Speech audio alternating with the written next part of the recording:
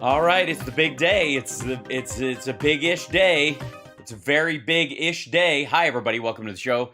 This is HAL SPARKS Mega Worldwide. Here I am once again. It's a Friday, so I start an hour later on Fridays. This is due to family obligations that existed before the current unpleasantness. And rather than shuffle those things around with my entire family, I decided to just bump the show an hour because that's the priorities that I have in my life. So thank you for understanding as a member of an audience. And especially in the case where if this was on broadcast, some place in a network or what have you, I wouldn't have that option. So the flexibility is appreciated. I just want you, I appreciate how bendy you are. And if you'd like to support the show, don't forget there's a Venmo link right there. You take a picture of it with your phone and you can send me a nickel or more for a coffee or something. Buck a laugh. That's reasonable. I think that's fair. Some people that might, that's too much. If I charged you $1 a laugh, you'd be broke by now. And I wouldn't do that. So it's up to you. Nickel a laugh? Make it just decide on your own. What does laughter mean to you in your life? What I mean, if you had to put a price on it, you capitalist pig. No.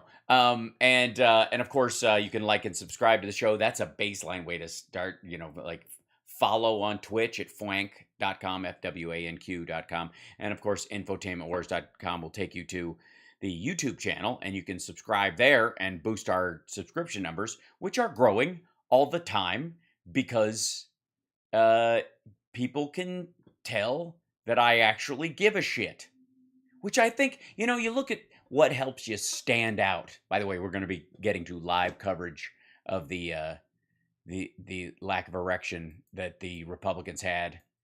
I've already got it queued up. Starts in the next hour. I might even have to, for this one, go full comms. Might have to go like the big bad picture. That's, honestly, it's going to get crazy. So, but in the meantime, I've got, clips as per usual that we can talk about this. And a lot of them have to do with this idea that Republicans want you to believe that there's two tiers of justice in this world. Hold on one second. Let's see. We're on the hard part on this documents. Let's go to there. And then this thing. And then there's got to be a downloads folder. There is. And then there's this file. And I'm going to open this file. We put together. And hold on. And in the interim, while we're waiting, there, and this is something I can do, kind of, we can do it in 2 installments if I have to, because of how long the process is. What are you doing? Grab it, you weird, stupid. There we go. Move. Why won't it? What causes these strange people? There we go. Okay. For some reason, PC, like what constitutes grabbing a file is very different. And one of the things that we've been talking about for a while, and this kind of relates to where the Unsure Erection Committee that's going to look into the January 6th failure.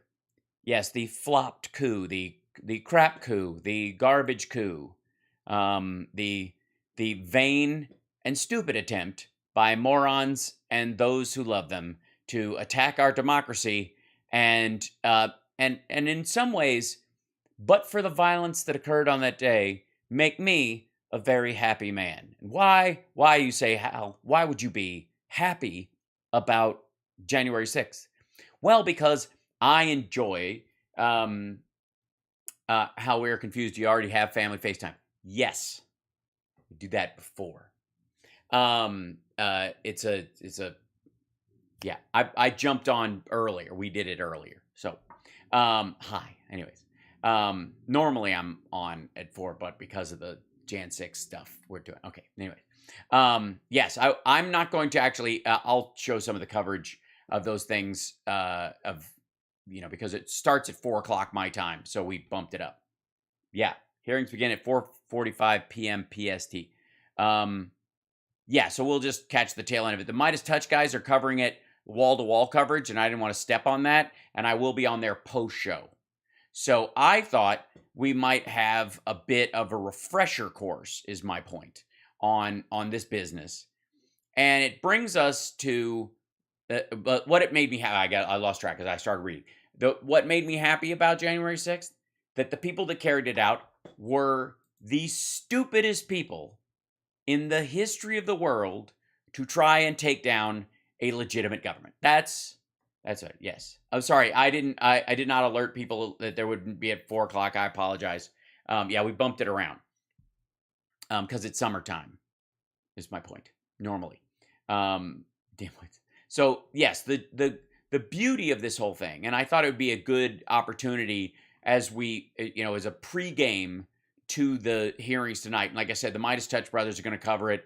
And so if you want to watch them kind of live do it, I'm going to live tweet it for the most part, because I want to watch it without having to stop, start, and spend my entire evening doing that, because that will take your whole life. And I want to be able to, look at all the evidence presented without feeling like I'm doing a show at the same time. But we'll get started up. So when they get started, I'm going to bounce at our normal time and allow you guys to watch it. There you go. And I will try, and I think I can raid the Midas Touch brothers live for the first time on Twitch. I will try that at the end of my show. I'm pretty sure it would work that way. How the best part, you could replay that part of your show from the day we were all watching it live. Oh, Jesus. Pauline, I should make a compilation video of that for next week. That's not a bad idea. But the thing that I've got to show you today is in many ways an example, not only of what happened on, leading up to that day, and the argument around it, but also the idiocy of everyone involved. Ladies and gentlemen, I present to you in relative HD form via our dear friend CSL, 2,000 mules. I think the most extensive and inclusive voter fraud organization in the history of American politics. Gotcha. Right out of the gate, man. He just admitted it. I probably got to jump past this because it's probably not. Go forward. Yes. Oh my God. Dedicated their lives to making this a nation of the people, by the people, and around the people, under the people, on top of the people, reverse cowgirl the people. for the people.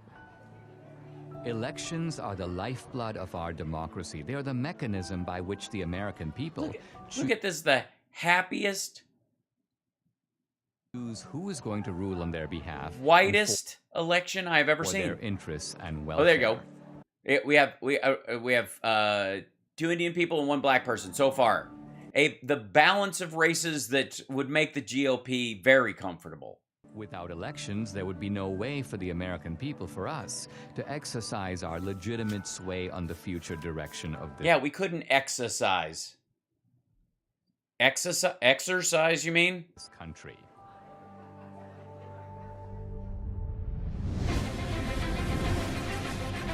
All right, more. Polls now closed in half the country, and we are getting some interesting results coming in from those battleground states. If you're a Republican, you say, wow. If you're a Democrat, you say, uh-oh. You see, Donald Trump is now starting to widen his lead. President Trump now with 54% of the vote. The president right now has the lead in the Keystone State. Yeah, before we count any of the paper, like this is the whole premise of this bullshit is going to be that this is just like every other election. This is what elections are like. And so whoever's winning on the day pretty much stays that way. Never mind the fact that we were in the middle of COVID and most people voted by mail, especially Democrats, and everybody knew this. And the whole story about, what would have been more, I'm expecting honesty from this. I'm not taking this seriously. Please, somebody stop me if I start taking this too seriously.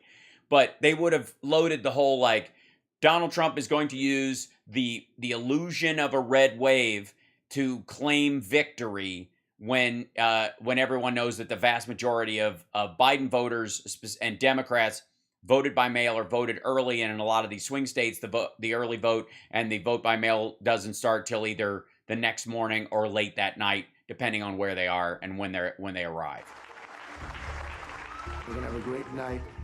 And you can jerk off right on my chin. He looks like he was very happy. I remember he thought he was gonna lose.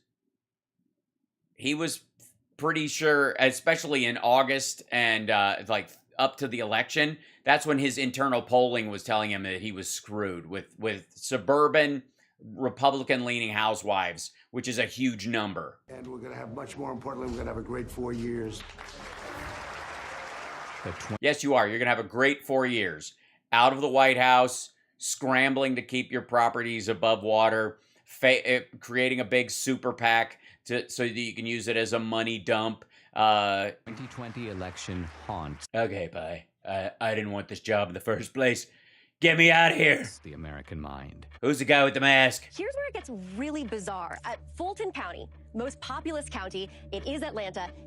They just stopped counting. Nevada, meanwhile, has stopped counting votes. They've all stopped counting for the night? For the night. For the night. Sorry, who runs Georgia? What party controls the House and the governorship and the Secretary of State's roles? All right, welcome back. Key race alert.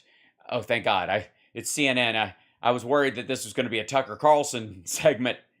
This is CNN special live coverage, 10:31 a.m. on the East Coast. Why am I giving you the time? Well, if you managed to sleep last... I was up all night, by the way, and I got you guys through it. And by the way, I called it, and I was right, and period, end of story. Last night, things changed. You may have gone to bed thinking this election was headed one way. Audience of one. And then you woke up and you saw things were different. Also overnight, Joe Biden pulled ahead in the state of Georgia. Joe Biden takes the lead in Pennsylvania. Okay, we have an announcement to make. Joe Biden has run for president 3 times, and the 3rd time has turned out to be the charm. One side insists it was the most secure election in U.S. history. No, the cyber chief in the government said that specifically. One side. You mean reality? Begin with one immutable fact. The 2020 election was the most secure election in American history. It was the cleanest election, the safest election. Yeah, we literally, because of how much how many mail-in ballots were used, there was more of a paper trail in this election than in any election ever. The most secure election ever run. And make no mistake. Yeah, how many in the chat, just so, how many in the chat were with me on that night? Who stayed up? Because everybody was freaking out. Well, not everybody. A lot of people trusted and believed in me. And were like, I actually believe you. I'm going to bed. But some of you were like nail biting and freaking out. And I was like, you guys need to relax. And everybody's like, no, but it's what if, and I was like, it's not going to happen. I'll tell you what, I'll stay up with you all night long. And I did a 24-hour live stream on election night. And I was, all the shit about they stopped counting. Like half these places stopped counting for like 3 hours.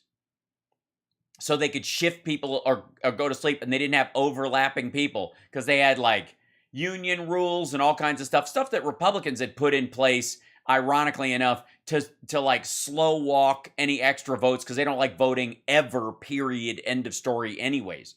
And so like we were up, I was watching with, Kornacki and all this shit for fucking 24 hours. There has been no evidence of any significant widespread voter fraud. Well, I disagree. I mean, I'm going to need to break out something real quick. I'm going to have to...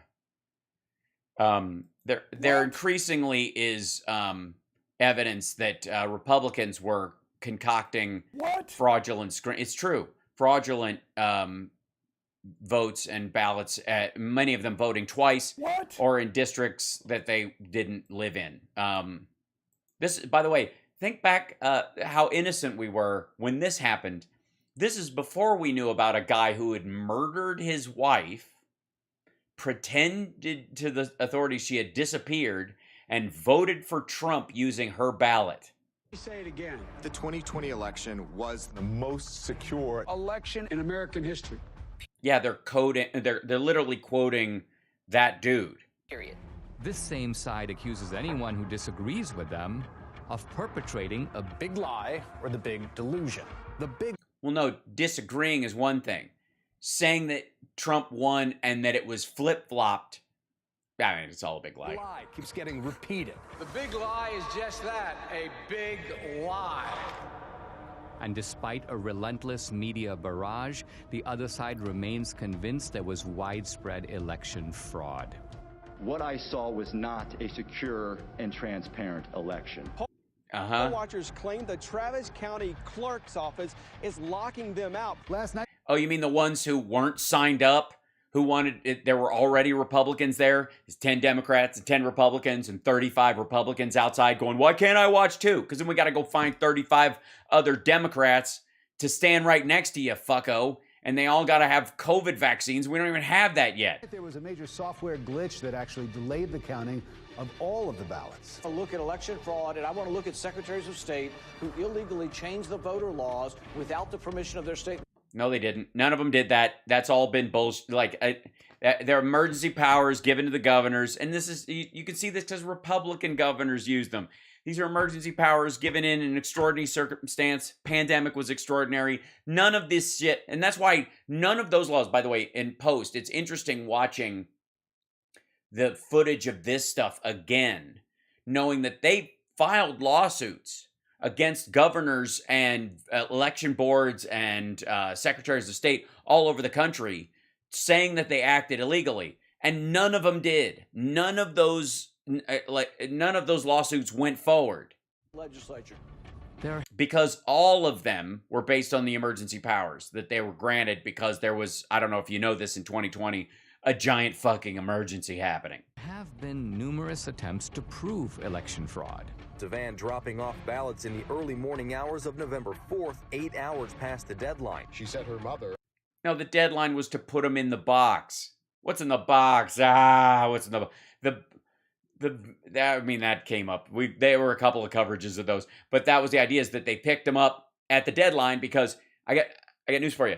When there's a drop box and you have up to a certain moment to put your ballot into the drop box, say 8 o'clock on election night or midnight on election night, which is the case there, that's when those vans go and they lock them up and then they put them in the truck and then they drive them over there. Now the person, because they have to pick up these things and put them in a van and take them someplace, sealed, they've been locked.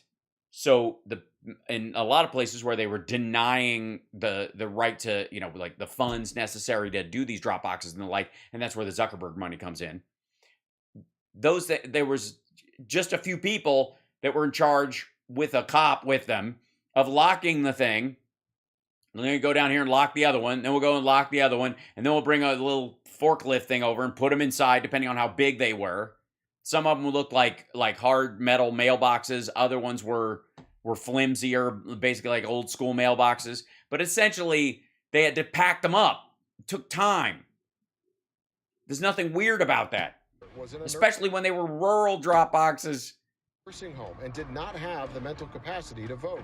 We've obtained. Yeah, that's because her daughter was a maggot. And her daughter was like, my mom wants to vote for Joe Biden. Clearly, she is insane. And her mom's like, my daughter's lost her fucking mind. She's voting for Trump. Video tonight that shows a man dropping several ballots into a drop box. Scottsdale woman pleads. Yeah, for his family. Hey, remember when we were at the height of the pandemic and everybody had a designated grocery store person? I was that person. Where the rest of the family's like, tell you what, hey, might is mighty, hi. Like where you were like, okay, everybody else will stay at home. You go to the grocery store and then leave the groceries on the stoop, take your clothes off, go to the backyard, hose yourself down, and we'll let you into the garage. Guilty to casting a ballot in her dead mother's name. Shows a man buying a registration form for an absentee ballot from a voter, giving him, quote, pocket money, unquote, of $200. $200 a ballot.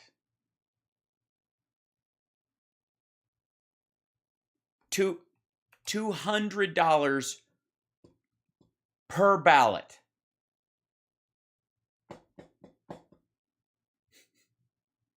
So obviously, this was this is a Republican scam. Yet courts have refused to consider these cases on the merits. No. They considered the merits, and there are none. The Supreme Court rejecting an effort by Republicans to reverse President-elect Joe Biden's win in Pennsylvania.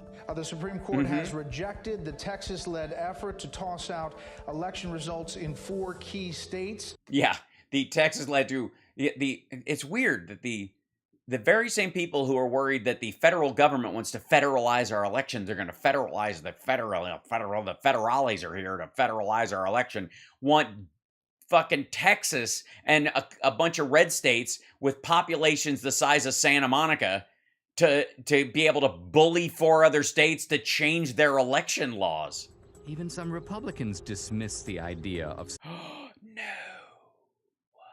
systematic fraud and call for us to move on. And he has, but he can't. He just spends his days wandering around the Capitol grounds, feeding pigeons with his tears. Fraud did not play a role in the outcome of the election. The election was fair as we've seen. We simply did not win the election as Republicans for the presidency. Rather than reject what happened on the 6th, reject the lies about the election, and make clear that a president who engaged in those activities can never be president again. But we can't move on unless we know the truth. Yeah, everybody, by the way, maggots, if you're in the audience, don't listen to anything I say. Listen to Dinesh. Dinesh is telling you, you can't trust elections. I mean, what are you wasting your time? They're probably using your application, your voter registration to track you anyways for the UN shock troops that are coming. I mean, I wouldn't even register if I was you. I'm of course kidding. Please vote. Everybody should vote. Many other issues arise out of the 2020 election. Well, yeah, this would be an issue. It's just, well, it's an issue. It's just an issue. This is where I'm imagining the party I was never invited to. Did the January 6th protesters go to D.C. to mount an insurrection? It wasn't. Yes. Because they believed the bullshit and they attacked people. An insurrection, it was a primal scream. Oh, I see. And primal screams are a healthy, balanced way of handling your problems. Protect the Constitution of the United States against enemies, foreign and domestic. And by foreign and domestic, he means Mitch McConnell and Mike Pence. It was a primal scream that involved them building a scaffolding with a gallows on it. Wanted their elected leaders to adjudicate the claims of election fraud. Yeah, they did, though, multiple times. The left... By January 6th, they'd been through this shit before. Rudy Giuliani wouldn't even read the affidavits he had out loud, even segments of them, because they all started with, "I believed I saw." Anybody can sign an affidavit saying they believe they saw something. You literally cannot find them in contempt. If they lie and they say, "I saw this man buy a ballot and sell it to this man," then that's a court case. That's not an affidavit.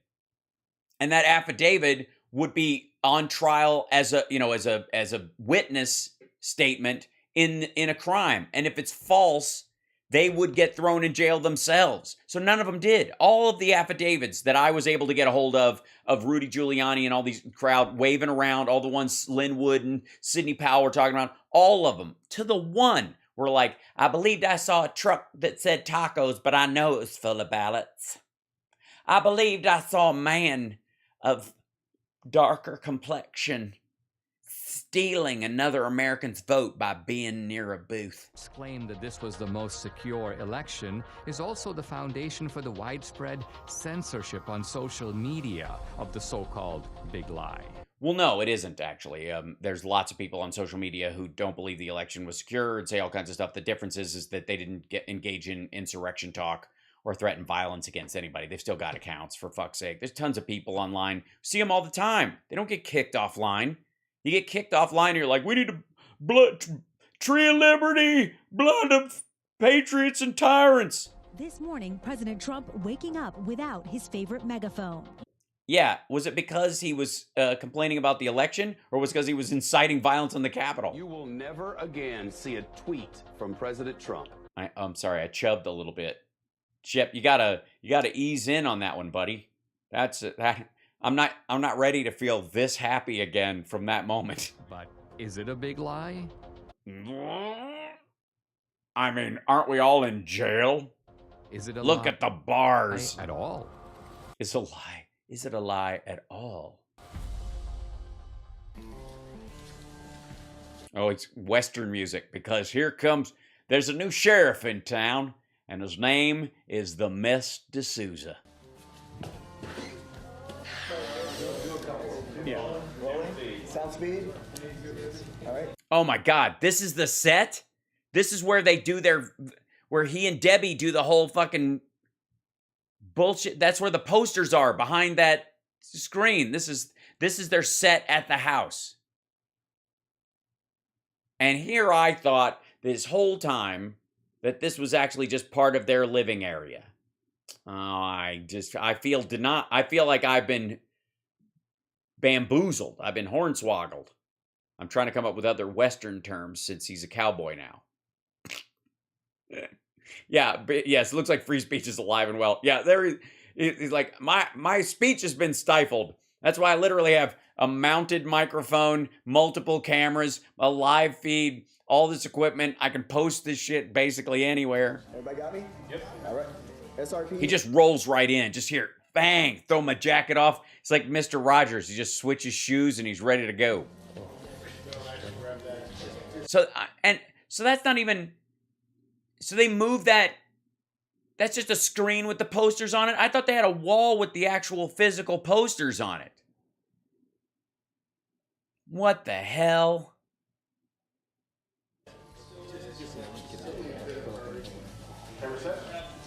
Ready? Okay. The fact that there's like 8 people working on this bullshit is embarrassing. I'm by myself in this fucking place. I'm alone in this room. I literally have set up my system so that I can do whatever I want to do. And I don't even need a helper from you. I don't need a paper. I do the show by myself. I can do the show and I do it alone. And that's how I do it. Oh, yes. The Miss D'Souza. Oh, yeah.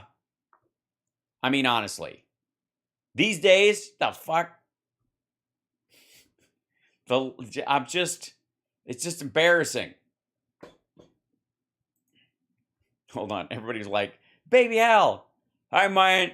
If you can't trust the mess, you can't trust life, man. This dude, some people will say they feel like they've been denied. It's like finding out Santa Claus is fake and gay and a woman and tall and skinny and got a 6-pack. And that bicycle you got that one time was indeed stolen. And then when you find out that the mess is sitting at an IKEA desk with a fancy like $700 chair he insisted on bringing down from the living room, and he's not even in front of fucking live posters. The shit. He's sitting there in front. That's just a bunch of screens, man. What the dick is going on? Set. Yeah, look at all them screens, man. Jesus Christ. Glenn Beck called. He wants his ego-tainment back. You know what I mean? Shit, look at that. They got all these monitors and stuff. But here's the fascinating thing to me as an aficionado of shit that, TV shit. I got a bunch of this stuff. I don't know if y'all know this. I run a fishing show, live stream, broadcast from a rowboat, and I run off a diesel generator. Now, it is a lot. I've never caught a fish, and it is the loudest fishing show ever. But I'm up to date, okay, on a lot of this stuff. And if you'll notice, this is a screen where that's the on cue, on deck. That's the shot that's on deck, and this is what's going out to broadcast. And they ain't even got another shot. That's it. That what cut to me. Here.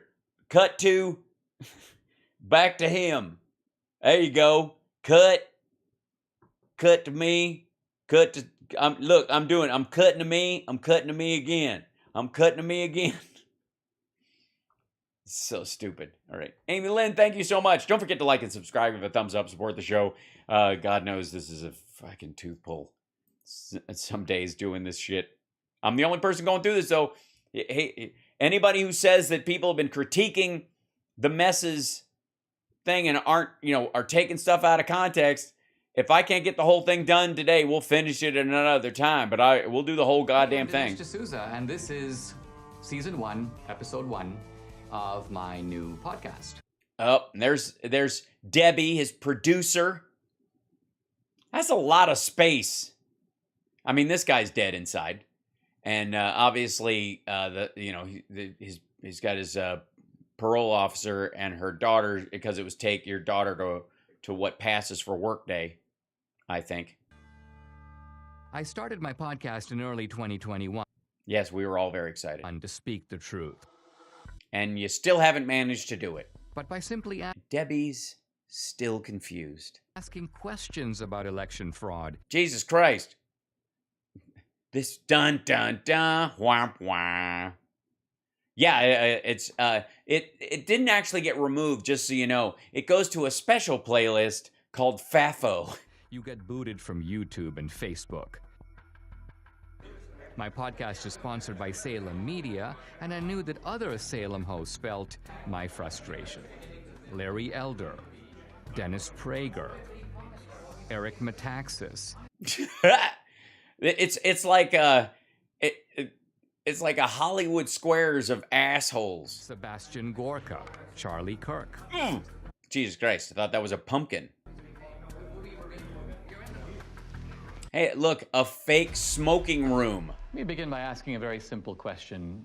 Do we feel, in deference to you, Dennis, confident or comfortable that we know the truth about what really happened in the 2020 election? I'm agnostic on this question, and I am awaiting more information. Wuss. What about you, Eric? I think Dennis is a coward. I think, no, honestly, it's almost funny to me that you're agnostic. And I think most Americans know. Yeah, here's you know what the difference between these two guys is? Prager used an actual thing. Eric Metaxas has nothing to lose. So Dennis Prager doesn't want to lose everything by looking like an asshole. Eric Metaxas' only shot at boosting his standing in Trump world is intentionally looking like an asshole. That's the gig. That we don't know what happened. Meanwhile, he's like Mr. Green Jeans from the waist down and Mr. Howell from the waist up. And are not okay with that, by the way. I'm supposed to believe that a man who didn't campaign or campaign from his basement got more votes than the first black president in America? Yeah, because there was less ability to deny votes in general during this election than during the Obama years, because the Republicans' strategy to deny black people the ability to vote, long lines, all that kind of stuff, that was rendered moot by the pandemic. I don't believe it. Charlie, we have Crumb. Again, also, Gorka has nothing to lose. Bottom of the barrel. We have some evidence here and there that the picture is far from complete. Larry, in your race. Also, agnostic on the idea. Charlie Kirk arguably has more to lose than these other two guys. You were. And also sees himself as a Trump that he can get beyond. You were asked straight out, right? Do you believe that the 2020 election was stolen? What was your answer, and do you abide by that answer as of right now? My answer was that Donald Trump is in Mar-a-Lago and Joe Biden is in 1600 Pennsylvania Avenue. The lawsuits did not succeed. Do I believe there was shenanigans? Do I believe there were irregularities? Absolutely. Yeah, there were, but they all benefited Donald Trump, and his vote count was actually even lower than he says. What?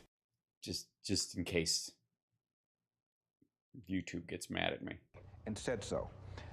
This is probably the most loathed president I've ever seen. I thought Richard Nixon was loathed. I thought George W. Bush was loathed because of the Iraq War. I've never seen the level of vitriol against this man every single day. I think there was a study. It's weird. It's almost like in a country that's 52% women, and half the men actually care about them,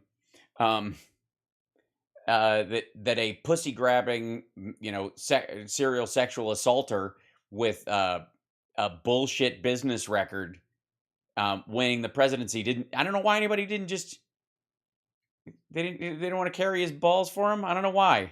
That found 91% of the news of ABC, NBC, CBS nightly news against Donald Trump was negative. Oh, so it was legit, is what you're saying. Okay, that's good. At least we know the stories were true. Dogged by a bogus 2.5-year collusion investigation. And then on the Gorka liked that one. Eve of the election, he was dogged by it. This Hunter Biden. It's weird. It's almost so you're saying that all the bullshit they said about Hillary Clinton for years that she was dogged by was unfairly may have denied her the White House? Story drops, which shows that Joe Biden completely lied about his lack of knowledge of what his son was doing, and it was suppressed. And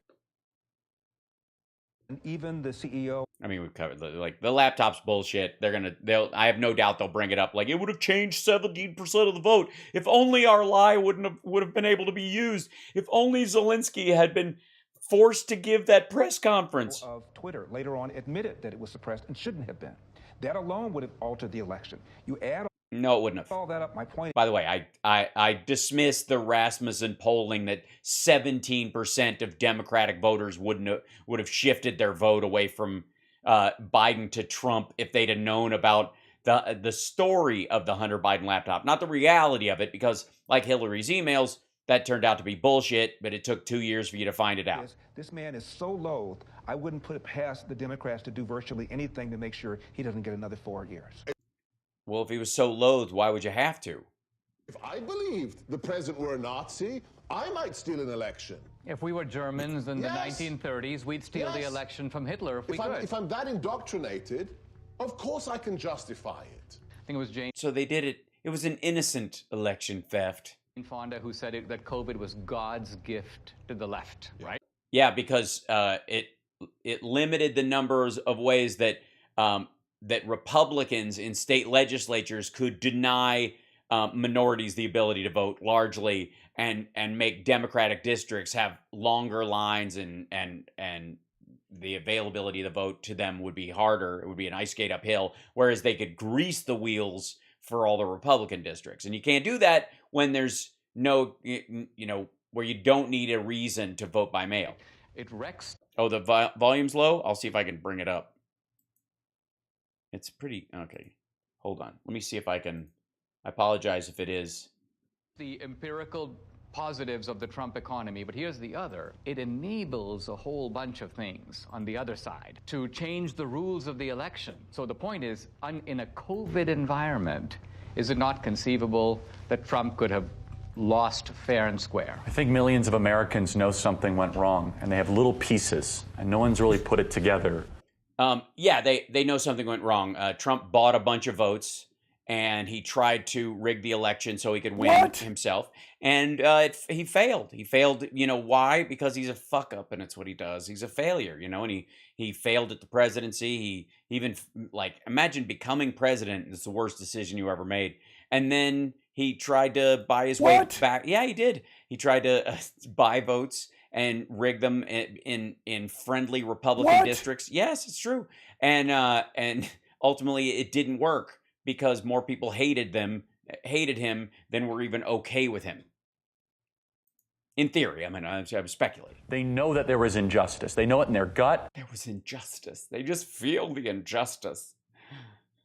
Trump wasn't even in there long enough to stop the adrenochrome factories. They know it through the bellwether counties where Donald Trump won almost every single one of the predictive counties that show who's going to be president. And then they also know. And it's those predictive counties, oddly enough, are the ones that always have all the voting machines they need.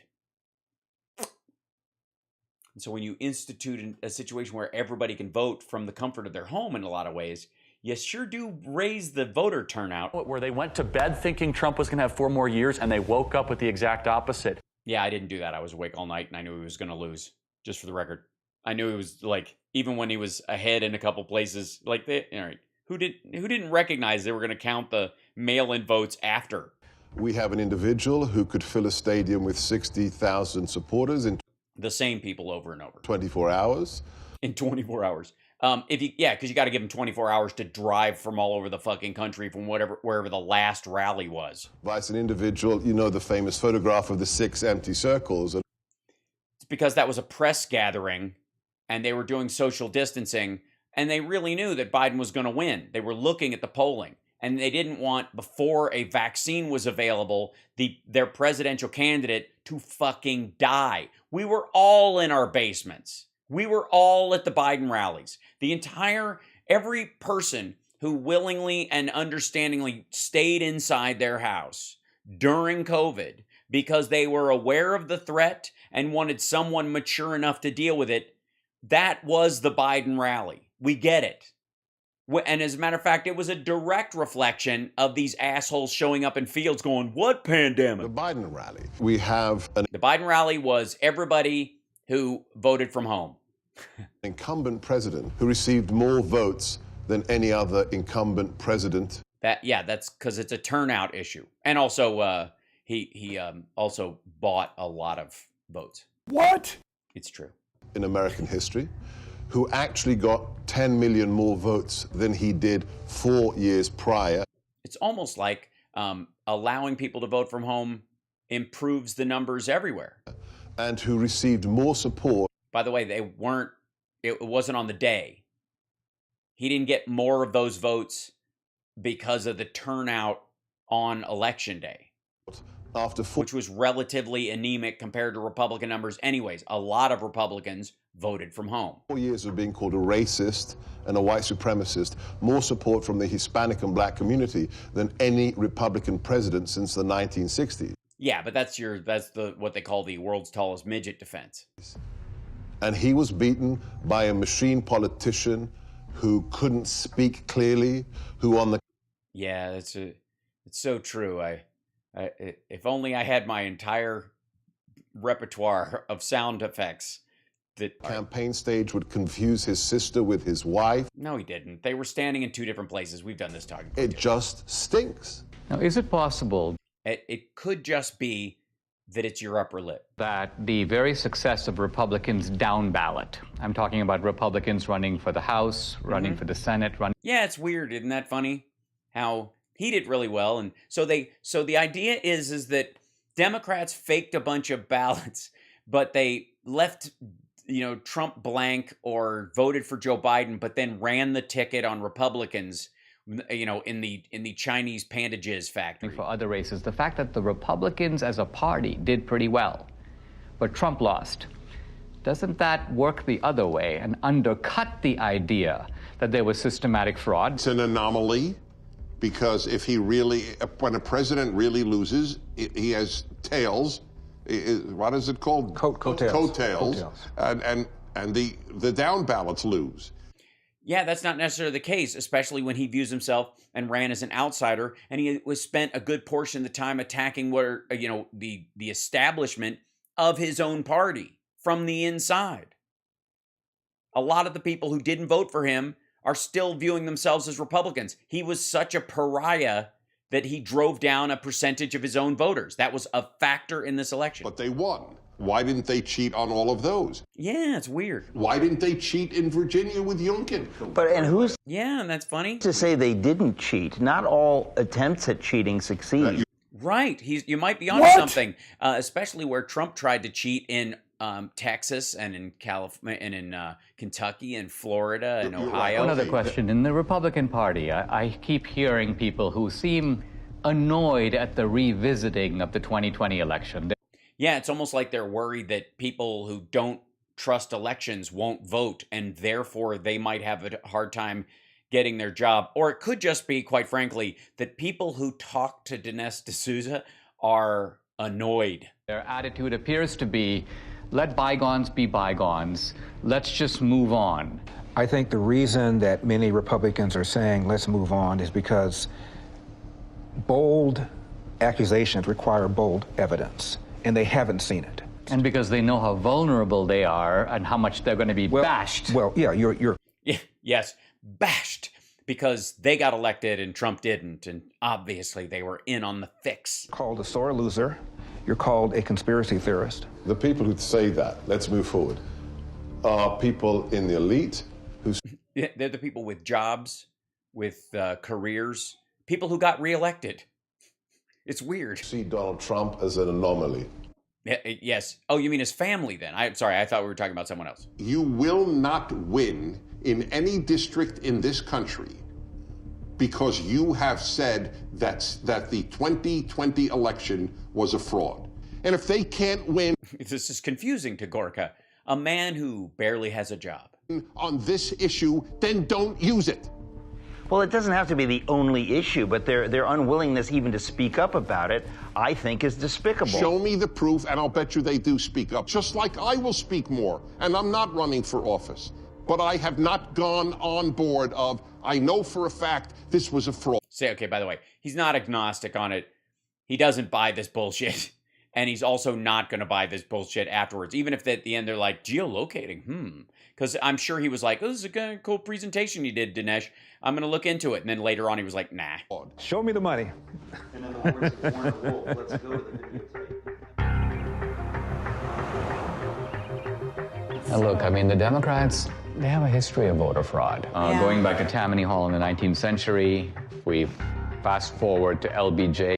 Suddenly we get to drop in on a chit chat with Dinesh and his wife in their kitchen because, I mean, this is the height of, basically, how do you write off a house? How do you do it? You use it as a set. Use the whole thing as a set. The whole house. We're going to see them packing bags. We're going to see them in every fucking room of that house. It's a production facility and it's a tax write-off. They live there, but yes, also. Stealing his first race in Texas. John F. Kennedy. Everybody does those kind of eyebrows when you're just making eggs. Allegations that he stole the presidency with voter fraud in Texas and in Illinois. They've done it before. I mean, you can have someone who has a criminal record and they're fully capable of robbing a bank, but did they rob the bank? Well, it looks Yeah, I mean, are we talking about Trump again? Sure. like it. What does our friend Catherine think about all this? Catherine's been a little quiet, but I think that means that they're working on something. I think that you should give her a call and see what she thinks. Oh my God, this is so posed. Thanks. Hi, I'm Catherine Engelbrecht, Jesus Christ. This, what a jump. Wonder what Catherine's up to. Hi, I'm Catherine Engelbrecht from True the Vote. Hello. Pardon me while I do an ad for my bullshit. and president of True the Vote. Is that what I mean, look, I got my FaceTime game on. I'm aware I hold the phone up when I'm making a FaceTime call, so I'm not like, why is a frog calling me? We do that kind of stuff. I popping straight on from a live set. Hey, Dinesh, how are you? Hey, I'm doing fine. Hey, listen, I'm here with Debbie. Hey, Catherine. Hey, Debbie. You know how crazy it is out there. Yeah, it's crazy out there for a pimp. Have you guys been digging into this whole... Yeah, you guys wouldn't happen to base your entire organization on this bullshit and have coordinated with me previously to do a fake documentary about this issue of voter fraud? Well, we have been working the production value. That's what I appreciate. on Was it $12 million he scammed out of the people who funded this? something big. It's probably best Cheers. we don't discuss it over the phone, but can we meet? I don't know. We cannot meet. If they know, we know, we're done for. We're like those Australian guys who created a car engine that runs on water. A black helicopter picked them up and dropped them in a swamp full of alligators. Their last words were, I was just trying to save people money. Why are they meeting behind a what in a dumpster? They can find. Did you have trouble finding the place? I hope so. We live in these containers. I've been working with Greg Phillips. I don't know if I've ever introduced him to you. Who's this Greg Phillips person? But he has a... I'm surprised they haven't got like fucking photographs, like the whole like they're being followed by the feds. deep background. Hi, hello, hi. Thank you for meeting us in this undisclosed location. Fuck it, this is so trite. Election intelligence. He's worked. Does she know she's talking to the car? Shit, my phone's still hooked up to the car and she's still jabbering away. Projects all over the world. He's a massive 30-year experience. We decided to test a hypothesis. All right, test the hypothesis. This doesn't look like a set at all. This looks like the actual place they were in. And we went... Welcome to my containment fort. Really big. Cheap throat. And now... oh my God, this is so much better than our living room / garage studio. You can write off this whole building? Do you have to shoot in every container or... Jesus. We have something that we think you're going to really want to see. Yes, I'm going to want to see why these drawers were left open behind you. So I'll send you the address separately. Yeah, don't send it now. Now, Greg Phillips, what's your background that prepares you for this kind of work? Well, I don't want to discuss it because there's an open ThinkPad in front of us, and as anybody knows, you can hack the shit out of those cameras and mics. Only an idiot would have one of those things open on the desk while discussing such as, holy shit! I've been in and around election intelligence and integrity for about 40 years. Oh, okay, so you're a criminal. We've done investigations. Do you know the drummer personally? Investigations literally all over the world. It's a combination of data acquisition. A lot of blue light. Nobody sleeps well around here. It's odd. We all try to sleep and nothing. Data analysis, occasionally some in-depth data mining. And occasionally. Ability to draw meaningful conclusions that link the who to the when to the where is significant in the space. Catherine, you started the group called True the Vote in the year 2000. And how do you feel now? Well, I've learned a lot. I mean, Beardy here is my sponsor. 2010. What was your mission or objective? It was to fill some folders up and lay them in kind of a wash across the table so they look like a poker hand, like I've just laid it down. And then, have you seen my glasses? We just didn't have enough volunteers working at the polls in our local elections. So we began by training people to work in the polls. And then as we got further into it, we recognized, wow, some of the problems you see at the polls can be attributed to problems in the voter rolls. Well, what can we do about the voter rolls? And so it turned into something much bigger than we had anticipated. True the Vote has the law. Yeah, apparently there are a bunch of people who are on the voter rolls and don't show up to vote. It's super serious. Largest store of election intelligence for the 2020 elections in the world. No one has more data than we do. So I started... It's because each individual place has it, and then the federal government doesn't store it, because that's separation of the federal government and states. That's why there's state electoral rolls. Who cares? That's true if anybody who gets the electoral rolls, like downloads them off of the Secretary of State's website on 3 states. You now collectively have more information than the rest of these. The vote to ensure that every than anyone else in the world. American voter has an opportunity to participate in elections. I think I became familiar with your work in the parking lot when you gave congressional testimony. Now that was in the year 2014. In fact, I met you through Debbie, and I think what's interesting is that you not only have known Debbie for years, but you trained her. And absolutely, I was a bilingual poll watcher. Oh yes. So don't do it.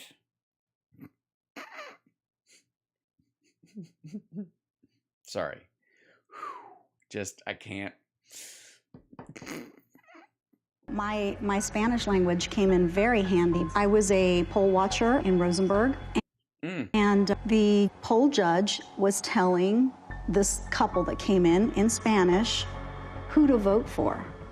And of course, she didn't really realize that I knew Spanish, and so there we go.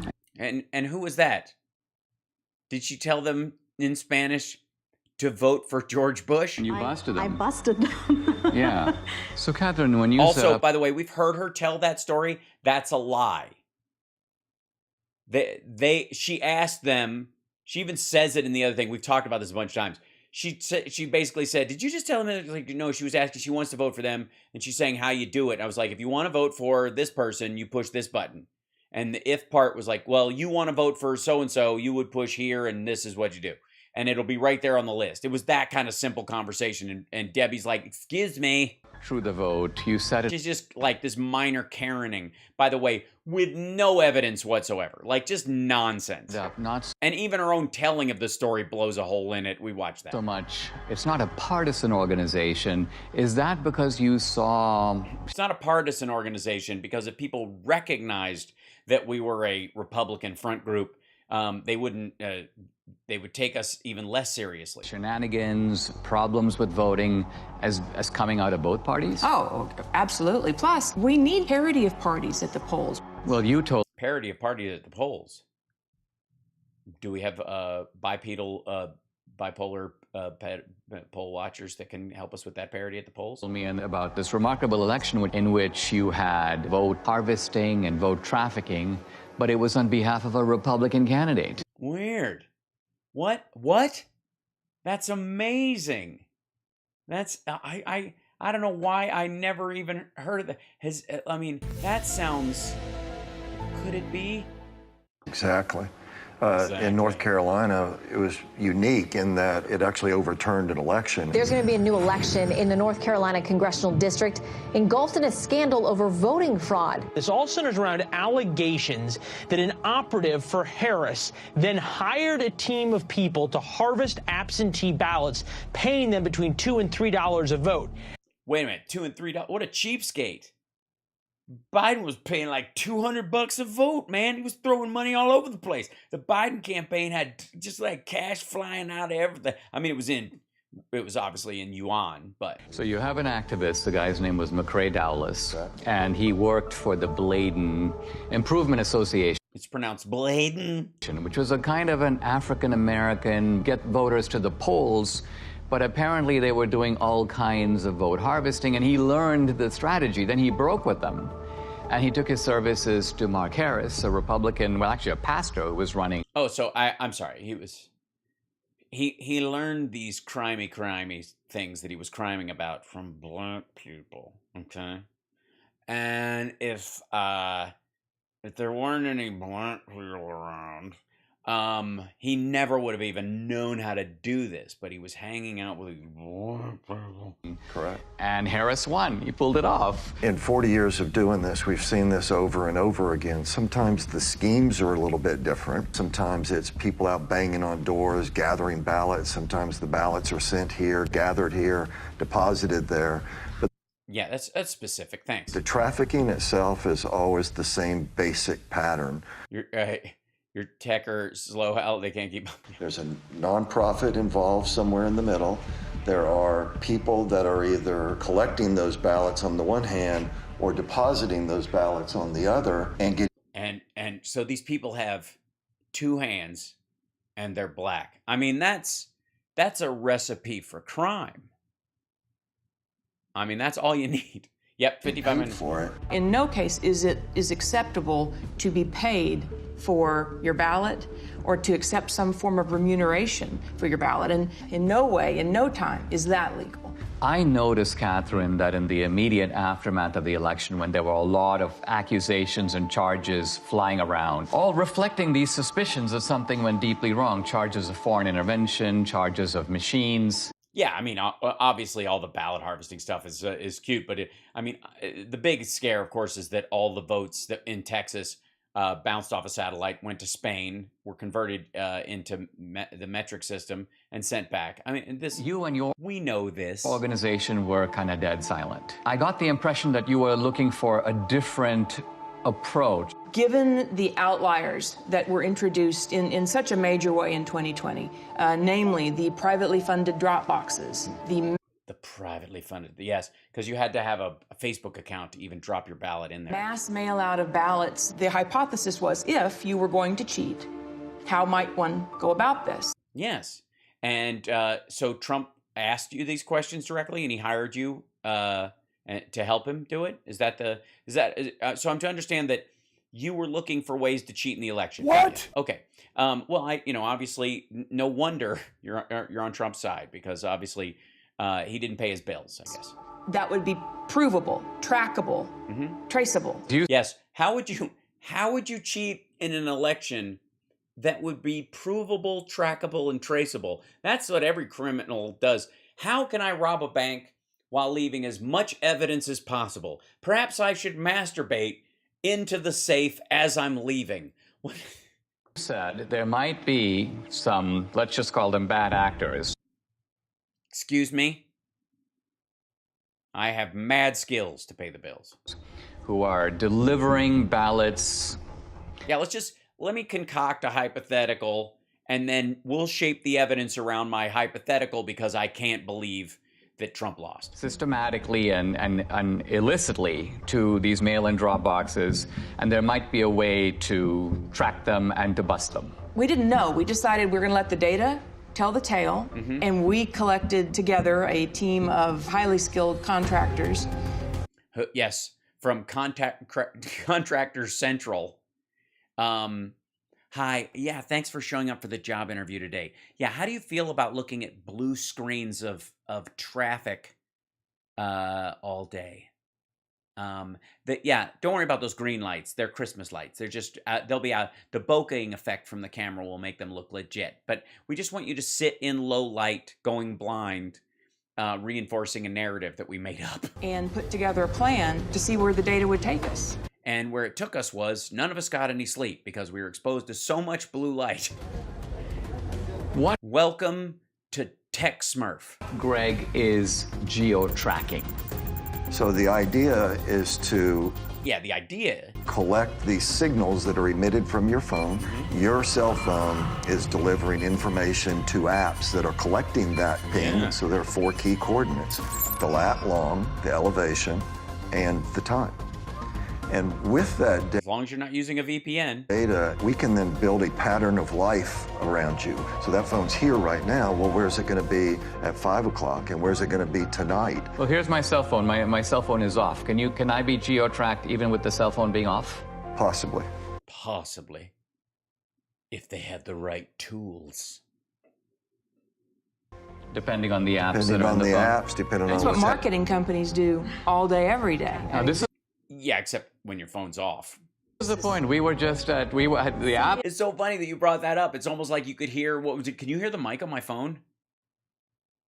Those sheep lie. Apple store and at CVS, and on both occasions, they knew where you were evidently. Absolutely. And they were telling you about specials, and they were, so people have experience of this. There's 300,000 or so apps that you opened your CVS app and it knew which one you were at because you gave it permission to geolocate you when you're using the app. Yeah, it's very sad. Yeah, it's weird how capitalism works. That gather that data and then they sell it to. By the way, I would like to remind you that most of the time these assholes spend the rest of their days warning you about government overreach and that the government is tracking you. Just for the record.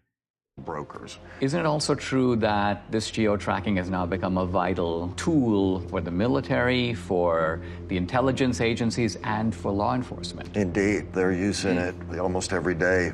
Yeah, they have to get a warrant, unlike CVS. I'll say that there's no question amongst anyone. Unlike these assholes, they can't. The government even has to have a warrant to buy your information from a private company. That I know in the community that many, if not all, of the people that were involved in the situation at the Capitol and the situation. Oh, you mean the counting of the electoral votes and the staff of the the situation. I see. It was a in situation. January 6th were being tracked previous to January 6th because they already knew what their pattern of life was. They already knew who to. Because they were already making threats against people online.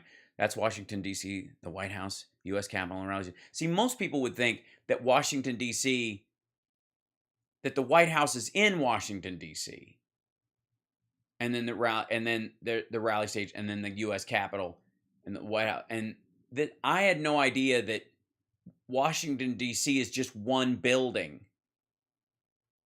You know, I got to rethink them getting a senator now. Look at.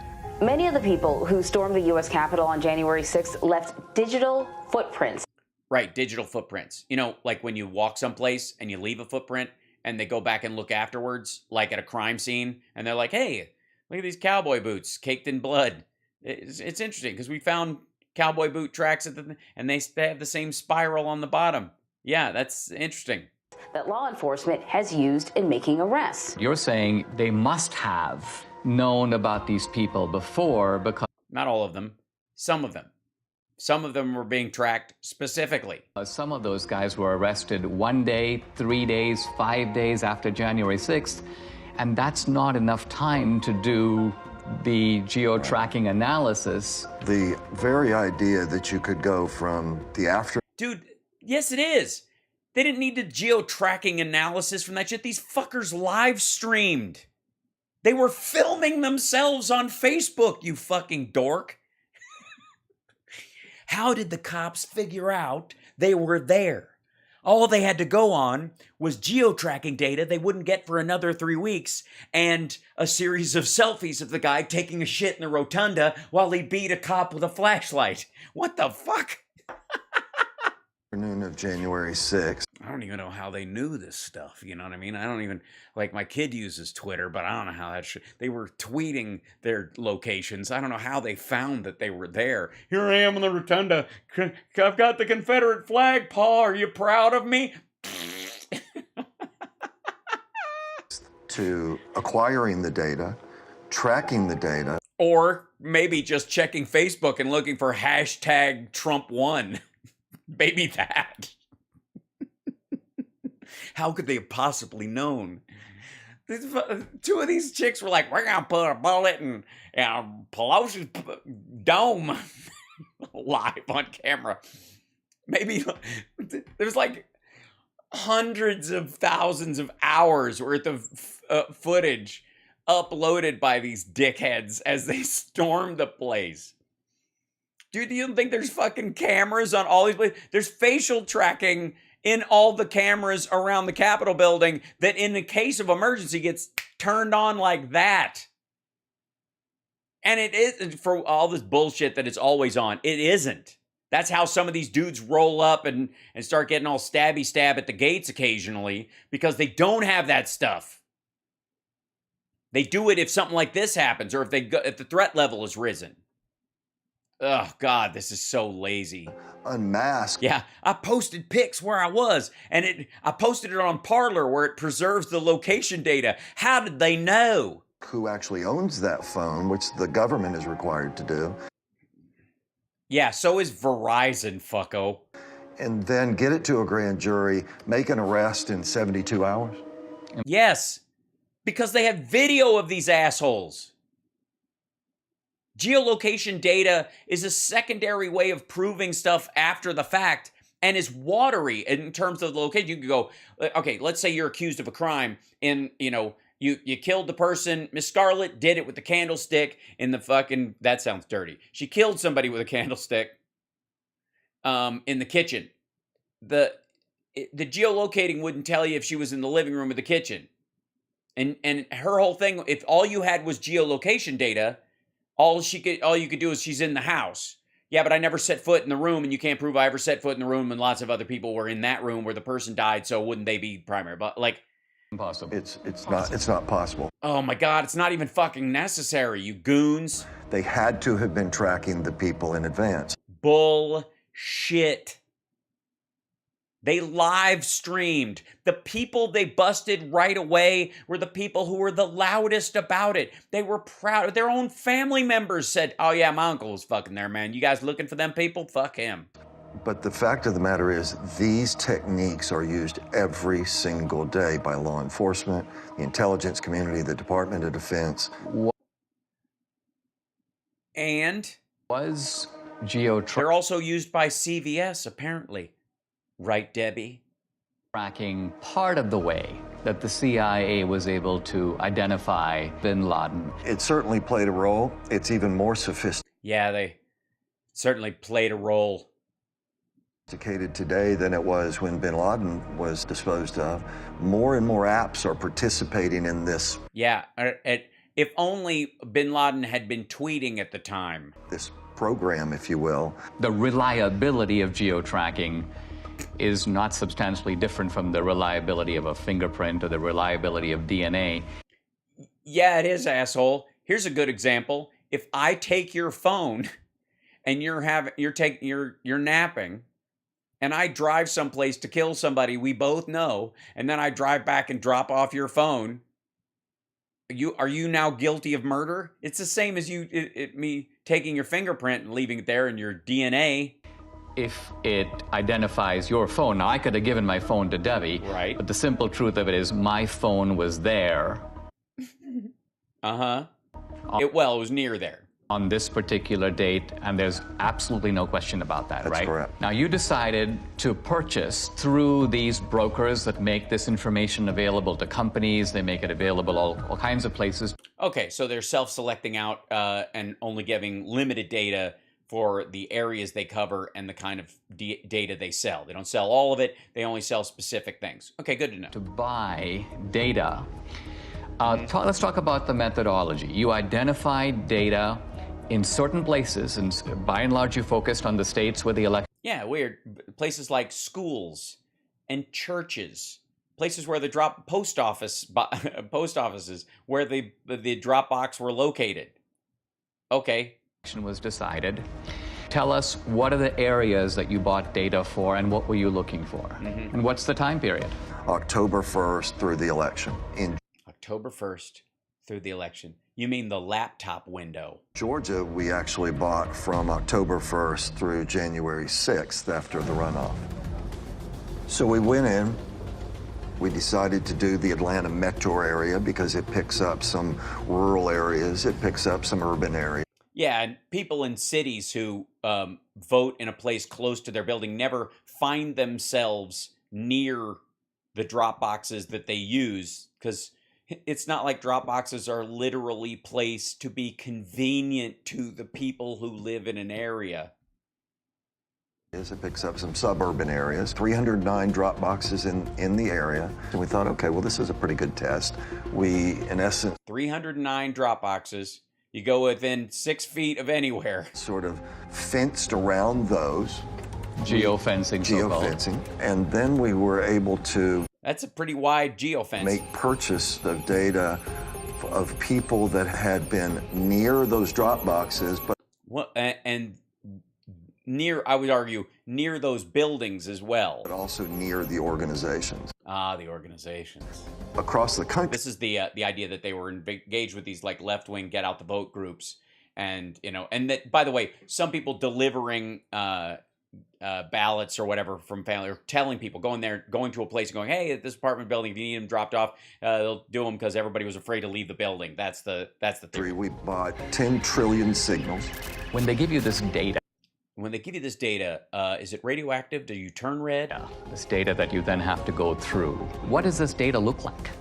It's mostly done in finger puppets. Massive data transfer. We have more than a petabyte of data. You're talking about transacting hundreds of terabytes, so it's a significant move. Yeah, and all you've got to do is self-select out any of the data that refutes your position and focus only in on specific moments where those people line up with your preconceived notion. Of data. You have 10 trillion signals. That's a lot of signals. So what was the criterion that you set? Final decision was they had to have been to 10 or more drop boxes, meaning unique visits inside of a space. Or those buildings. And 5 or more visits to one or more of these organizations. Those were the outliers. It was such an aberrant pattern. So what you're saying, I mean, it seems to me there's no reason for someone to go to even 2 drop boxes, but you're saying that maybe there's a conceivable reason someone did that. Let's identify a large number of drop boxes and multiple trips, and that way we're going to catch not all the offenders, right, but the worst offenders. Yeah, or the people that know that they're setting this up for Trump. Sorry, one second. What? The way we would describe it is we want to absolutely ensure that we don't have false positives, meaning including people that should not have been included. We're not in any way saying that this is all there is. We're just saying that based on our criteria that we identified in Atlanta, 242 people that went to an average of 24 drop boxes in 8 organizations. 242, 24 people, 2 carried the 42. Okay. And they carried 2 ballots per person. During a 2-week period. 242 mules. Now let's pause. Again, that's an accusation of a crime. For a second, what is a mule? A mule is, it's a sterile animal that's a cross between a horse and a donkey, and oftentimes it has meth in its rectum. When we started the project, we had to figure out how are we going to describe the individuals and the elements involved. And most of them folded the ballots up and hid them in their cooch. And to us, it felt a lot like a cartel. It felt a lot like trafficking. Yeah, it's weird. It's almost like we were projecting. It can be trafficking in drugs, trafficking in humans. In this instance, it's ballot trafficking. And so we began to use ballot trafficking. So the people in the apartment buildings who voted would be the cartel, and the person who carried the vote to the place would be the gun run. That vernacular. A mule is, by our definition, a person that is involved in picking up ballots from locations and running them to the drop boxes. So you have the collectors on the one hand. Yeah, it's almost like we were in a pandemic. You have the stash houses, which are the nonprofits, and then you have the mules that are doing the drops. What do we know about them? Who are they? Well, who are these black people? First, let me say, this is not grandma out walking her. By the way, this is footage they filmed, for the record. And usually, in a situation like this, you would have to put actor portrayal or some, maybe they say it at the end. But, like... Bad backgrounds, bad reputations. Bad attitudes. We've had, encounters with... Fast cars, fast women. They smell like pee. Several that are, not terribly positive. Violent guys. Well, yeah, absolutely. Because, you know who's really big on voting? Felons. Can be. They are interested in one thing, that's money. Do we know, by the way, how much they get paid? According to the people that have shared information with us, it's generally $10 a ballot. In the Georgia runoff, that number was higher. So Trump was only paying 10? I thought he was getting 100. 2020, of course, was the year of the Antifa riots, the BLM riots. Yeah, by the way, those are guys throwing ballots into a giant bag. And it was all going on in the months and weeks leading up to the election. Right. And so in the data... Yeah, it's almost like there was another reason why people didn't want to go outside. You have geo-tracking data of the drop boxes, but you also have data on the rioters. There were several different violent BLM Antifa riots in Atlanta. In one of them, we had 36 of our mules participate in these violent riots. There's an organization that tracks the device IDs across all. Hold on. The other thing, too, is, like, were they at the protests or the actual riots? Now, that footage itself, like, if those are real fucking people, and they go those little boot, boot, boot lights, I would like to pause for a moment. I'm gonna need you to show me their rap sheets or the accusations that they were engaged in any kind of violence, and 3 bullshit. All violent protests around the world. We took a look at our 242 mules and 300 of them in Atlanta, and sure enough, dozens and dozens and dozens of our mules show up on the ACLID databases. So again, this is not grandma out walking her dog. These are, you know, violent criminals sometimes. There's not just a criminal element, but there's a black element as well. It's an ideological element. Yeah, they ideologically they view themselves as black, and apparently they were walking around their neighborhoods while stuff was happening. And that there's an overlap between people. I mean, you're not going to go to an Antifa riot and find it overpopulated with patriots or Christians or Republicans.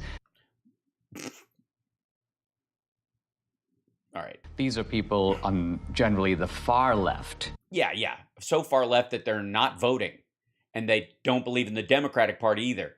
That's the other thing. Like, understand that Antifa are anarchists largely. And turns out that these are people who also help to make up the mule population. I think that's also... No. BLM protesters and Antifa protesters a lot of times don't converge necessarily. But this is, I mean, this is how slapdash this is.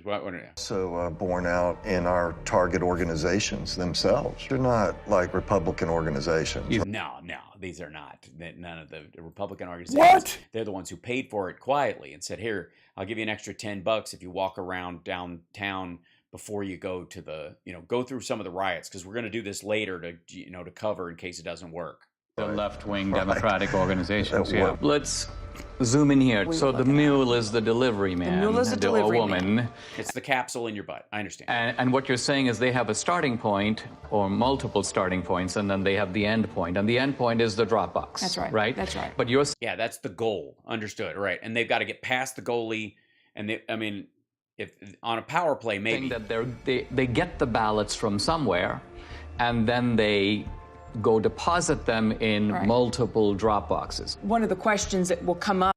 Well, no, by the way, notice how he greases up that statement.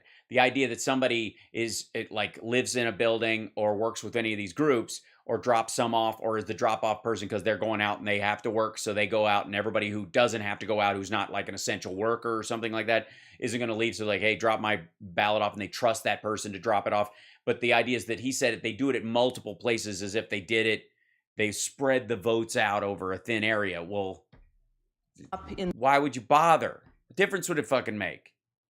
The work that we've done is, well, how do you know that this wasn't just somebody that's got a big family and they just deposited a bunch of ballots once? Or how do you know that this person... How do you know that they weren't paid by the Trump organization? Person didn't just work at a location that is near a drop box, and so they're constantly going by a drop box. And the elements that are additive here, the going to the nonprofits, the ability to identify the pattern of approach to a drop box, and that it is going not past a drop box and on, but directly to a drop box and back to another... Or the building. ...point and then to another drop. Because it's right near the doors of a place. All of these things. I mean, isn't the timing significant? If some guy's going to a Dropbox at 2 a.m. in the... Yeah, it's weird, like essential workers weren't working at that hour. Morning, presumably. Or after they'd left of course they had to be at the riot till like 1:30. He's not like out for a... you got 2 shifts if you're rioting, and the union's going to let you have a break. Walk. Right. So we're going to show you a visual, a pattern of life that someone can see and look at rather than just a whole spreadsheet of numbers, being able to look at it in this manner.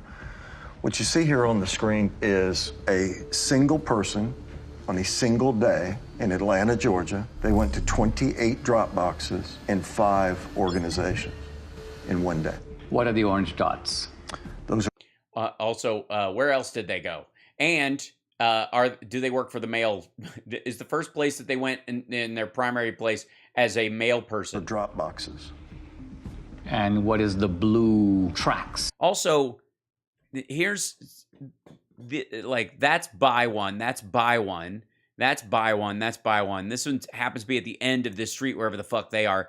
Like, again, almost all of this could be covered by the locations that are there and Uber drivers or like Uber Eats. That is a smoothed out pattern of life so that we could take the... Yeah, they smoothed it out. They took out the stuff that isn't the stuff they're looking at. Like all the places they stopped that don't qualify, they self-selected every other stop out. Sort of the movement of the individual cell phone signals, marry them together into something that's visual so that you can see movement on the individual. To get to some of these drop boxes... All right, this is also fake footage. You had to be intentional. You had to get off the highway, you had to go on surface streets, you had to turn in somewhere in order to get to those drop boxes. That's true of every single location in the city of Atlanta, just for the record. And the circles, I take it, reflect the nonprofit centers. Are that the places where the ballots originate? Yeah, the places that are in strip malls. Stash houses, where the stash houses. All right. ballots are collected and they'll show a stash house. I want to see a stash handed house. to the mules to take to the drop boxes. Now let's move over to Arizona. How many mules in Arizona? A little over 200. A little over 200. In Phoenix alone. The reason I think this is all very significant is because these were very close states. Right. It's almost as if Trump knew they would be close and started paying to have people do this. Right. What was the margin in Georgia? 10 or 11,000, I think, in the end. In the end. And Arizona also extremely close. Yeah, very close. Then you moved on to Wisconsin, but our initial look was in Milwaukee. Gross numbers were a little down, but Thanks for the twitching for me. average number of visits. By the way, you're watching HAL Sparks Mega Worldwide. We're looking at 2,000 Asses, a documentary by the Mess D'Souza and his wife, Debbie, who amazingly manages on his regular podcast to be more racist than he is. It's impressive. I'm shocked. Usually it has to do with her disdain for her fellow Central Americans, non-Venezuelans or something. Like, they're all awful. And anybody who didn't have the sense to leave when her folks did or whatever. We're watching this. I'm watching the whole thing. And if I have to stop because we're getting close, got a half hour till the committee hearing will start. And I want to leave you guys to watch that with Midas and all those guys. And then I'm going to hop on with them afterwards. To the drop boxes was up. So instead of having only 24 unique visits, I think we averaged 28. I mean, in maybe Wisconsin. I've heard people in Milwaukee are really hardworking, and maybe they just went overtime. And then let's go to Michigan. We have more than 500 mules that we've identified in Michigan. Again, the number of boxes is lower. Now, where in Michigan? Detroit mainly, but we have people. You know, the black areas. Notice most of these mules are of color. In Detroit that went to more than 100 drop boxes. How has he managed to do this? Who has the time? I mean, this is stunning because it's like, I cannot think of a rational, kind of innocent reason. I can. They're in a city delivering food, and there were people watching these drop boxes or working in these buildings at all fucking hours. And they on the regular, they had a client circle because they, like dozens of other people, dropped off food, picked up shit, went all over the place. And in that process, they already self-selected anybody who didn't go enough times. So they're basically anybody who had only did one shift a day, as a or two, let's say 3 shifts a week as an Uber driver. Anybody who did 5 is going to show up at all these places. For someone to do that, it just doesn't exist. Because there were people working at all these places. And again, the assertion these are stash houses, or the assertion that the assumption is that the 3 people or 4 people dropped off their ballots for the families, like handfuls of them, that those folks who also go out, who are delivery people, more than likely, a lot of them, because that's the industry that thrived during the election, that they did this as well. I got to go out anyways. I got a shift. I'm delivering tonight, so I'll drop this stuff off. That fits in with this whole thing. And the only places that are open are the people watching the drop boxes or operating election sites or working on the election, because that was the only other businesses that were going. So any reasonable person would say, you're an asshole. You're onto something big here. No, they would not. Especially since they have a premise they're working backwards from, and they are self-selecting data out of a petabyte of, which is very telling, I think, considering Trump's relationship with Epstein, a petabyte of data, and they're automatically disqualifying anything that eats away at their premise. Take a closer look. Let's go to Pennsylvania, critical state. Also, lots of black people. I think it was Pennsylvania that really gave Biden the election. Philadelphia alone, we've identified more than 1,100 mules. It's almost like everybody still had to keep their job in Philadelphia. mules at rates well beyond anything we'd seen. Closer to 50 drop boxes each. Which, by the way, are all near fucking bus stops. If you took the bus, you'd be near all these. Each guy going to 50 drop boxes. Each. 1,100. We saw people driving back and forth to New Jersey across the bridge. What? In the Philadelphia area? They were driving back. So you saw people in New Jersey who go to Philly and Philly to go to New Jersey? You mean working people? The ballots may not even be from Philadelphia or from Pennsylvania. We're saying somebody should But you're investigate. saying that the origin point Yeah, we're just asking questions, okay? appears to be Jersey. Now, running 1,100 mules times 50, we are 50,000 Dropbox visits by the mules alone in Philadelphia or greater Philadelphia area. Now, Yeah, because they all had to, if they didn't stop at every Dropbox, their yogurt card didn't get punched. Now, as you were assessing this... Yes, X5 no more. It's totally suspicious that people in Philly would drive back and forth to New Jersey, considering it's right fucking there. Data. You had, the two of you, and I'm not sure which of you is dumber, came up with this, a genius idea in my view, to eliminate anything that disagrees with your premise. You know, science. Of course. You bitch. Of course, who else? Well, to validate your data. We chose to look at 2 murders that were ebbing on cold case status. And in Ebbing on cold case status, okay. Atlanta, 8-year-old Secoria Turner was killed by rounds of gunfire shot into a car. It happened just outside this Wendy's parking lot. Bought the data and the team got to work. You could see visually that there were only a handful of unique devices that could possibly have pulled the trigger. So this is the area, and this is where the Wendy's was. And are you saying that each green dot is the same guy, but moving through time? Each color is one person. The shooting actually occurred right here in this parking lot. Sort of inside of this circle are really the only potentially legitimate shooters. Each of these devices has a unique device ID. And we turned the bulk of this information over to the Federal Bureau of Investigation. Now, I read, they've arrested 2 suspects. They have.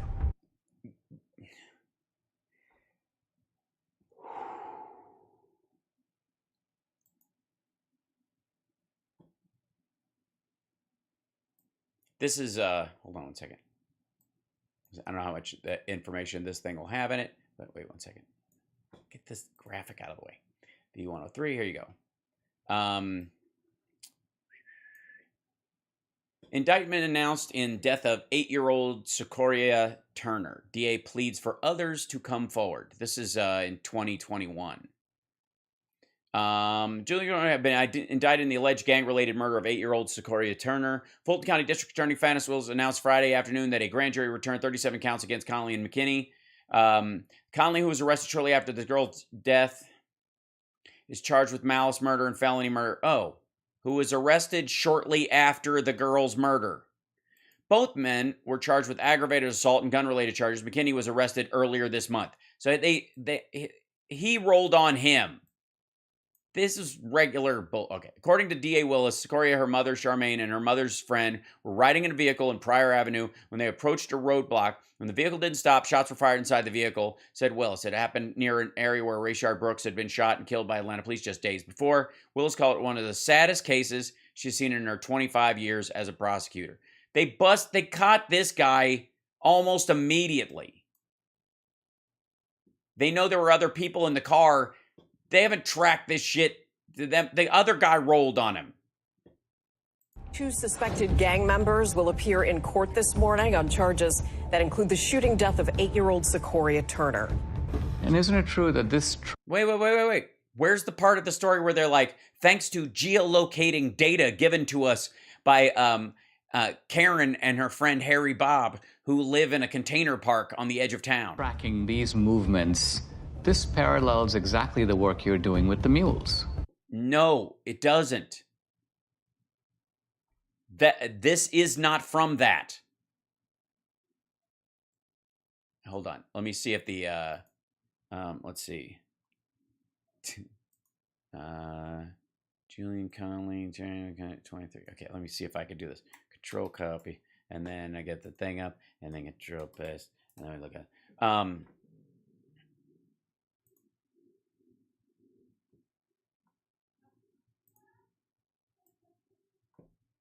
Men charged in connection with girl's death plead not guilty.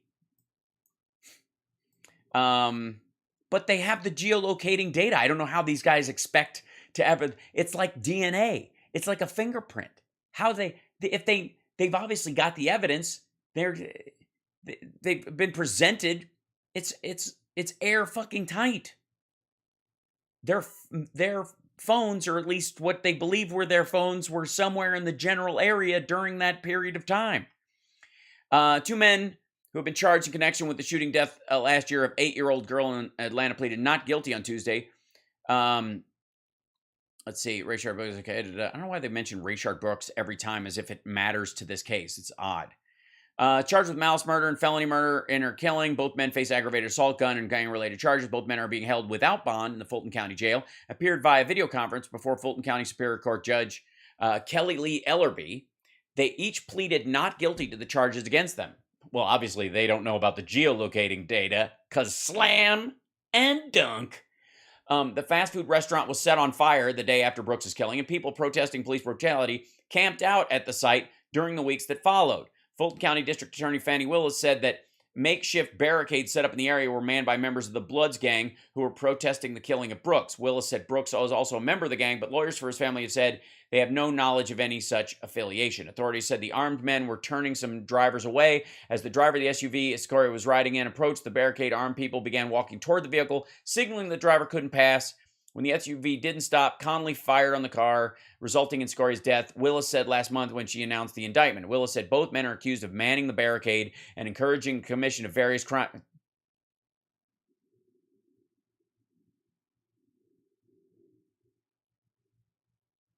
They were part of the group that was meant. Of course, their cell phones pinged there. They were manning the barricade. Maybe they were the shooters. Maybe they weren't. Maybe somebody else was firing there that you didn't bother to track their stuff because, or the person who shot didn't have their phone fucking turned on or didn't have one or whatever. So the idea is if a gun was fired, it was fired by a person with a smartphone, and anybody who was near there is a suspect, and these are the only ones that were. Okay, the girl's parents, Charmaine Turner and Scoria Williamson, filed a lawsuit in June against the city and the city officials. It says city leaders showed negligence in failing to remove armed vigilantes who gathered at the site along with peaceful protesters, creating a dangerous situation that led to the girl's death. Again, this is exactly why the CHOP failed. In the CHOP, 2 black teenagers were murdered by the security forces at the Chaz, or whatever the fuck they were calling it in Seattle at the time. It changed names a couple times because, Antifa came to play, and nothing's less fascist than shooting 2 teenagers in a SUV and then ripping the seats out so that the evidence isn't there when the cops actually show up. Just bullshit. Exactly. Bullshit. It's one thing to have the scientific evidence, which is persuasive on its own merits, but do you have video? Also, okay, hold on. Video evidence? Okay, they got video, the Dropbox pictures of individuals. We'll deal with that in a second. It is coming up. Notice how they talked about this. We gave this evidence to this, and these guys were indicted. The indictment has let's see, is there a filed indictment listed? I'm sure there's, hold on.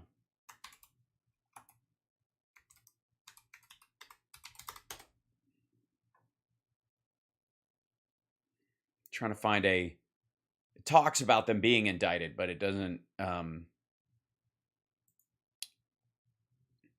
37 count indictment. Hold on one second.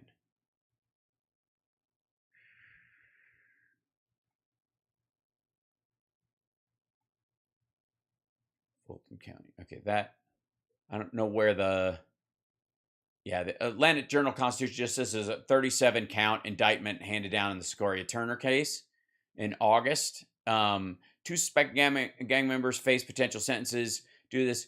37 count indictment, July 4th, 2020, shooting death of Julian Connie, arrested in the weeks following the shooting.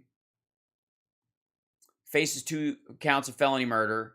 According to the, Conley fired an AR-15 style rifle 8 times at the Jeep, carrying Secoria and her mother. Oh, look at that. There you go. A little BLM Antifa AR-15 usage, according to these folks. Armed civilians identified McKinney's arrest warrant as members and affiliates of the Blood Street Gang, had been manning a barricade on Pryor Road. Blah, blah. We saw that part. Outrage, the loss of life. Secoria was struck in the head. Oh, God. Bless it. Poor baby. What? Here we go. Case is high priority. What I need is for them to be identified. Lawyers representing Secoria's parents who filed a wrongful death lawsuit against the city of Atlanta said elected officials and law enforcement also bear responsibility. There are many more who will never be criminally indicted. Blah, blah, blah. Okay, because they're all part of the gang. They want people in the rest of them.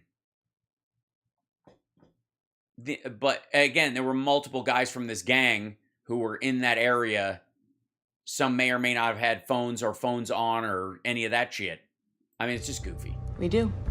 How much of it do you have? 4 million minutes of surveillance video around the country. Official surveillance video of these in a row? Mail-in drop boxes. Yes. How do you get it? You can file for open records requests. Any citizen can do this. It was a very difficult series of steps that had to be followed. It kind of should be. To procure the actual surveillance video. Do you have video in Georgia? We do. Is it video from the presidential election? Are they black? The runoff election? Sorry, black. Sorry. Or both? Both. Do you have video from other states? Does any of it involve side boob? Some video from Arizona. We have recently learned video was specifically turned off on particular drop boxes. By a person, yes, the video, it was turned off on particular ones on purpose. Oh, you mean the ones where Trump was having his people drop off fake ballots? What? To make it look like he got more of the Latino vote than he did, and to raise his profile. What? Yeah, where they created black votes out of nowhere, and they dropped those. So they had Republicans running the district, so they were able to turn off the cameras there so that they could drop off fake black ballots. I don't know that they're white ballots, but they're of black people. Obviously fake black people, you know. Go play, you silly thing. Hold on. Sorry, the button. In which state? Arizona.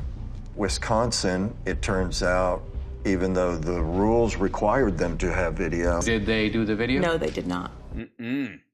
That was an edit there, and an awkward one. It was a weird little, noise.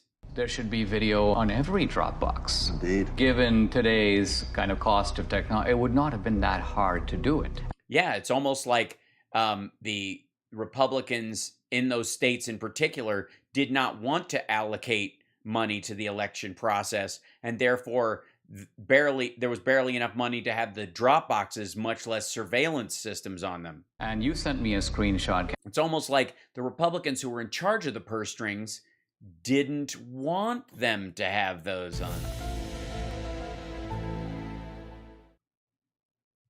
What? All right. Catherine, where you were requesting video, and I believe it was the state of Georgia saying this video does not exist, and we can't tell you why it doesn't exist. Right, that was in Fulton County. Well, it's a philosophical question of existence. I mean, do I exist? Do we exist? We have correspondence like that from a lot of states. In the absence of video, and that geospatial data is key to decoding, what the greater scheme was. But in the case of what we're going to show Jesus Christ, get on with it. You now, what kicks it up a notch is that we have the geospatial data. And by the way, in 9 minutes, I'm going to go off the air and let you guys watch the stuff live. Let me look. I want to check something real quick. Wherever we are. Let me reload this just to make sure.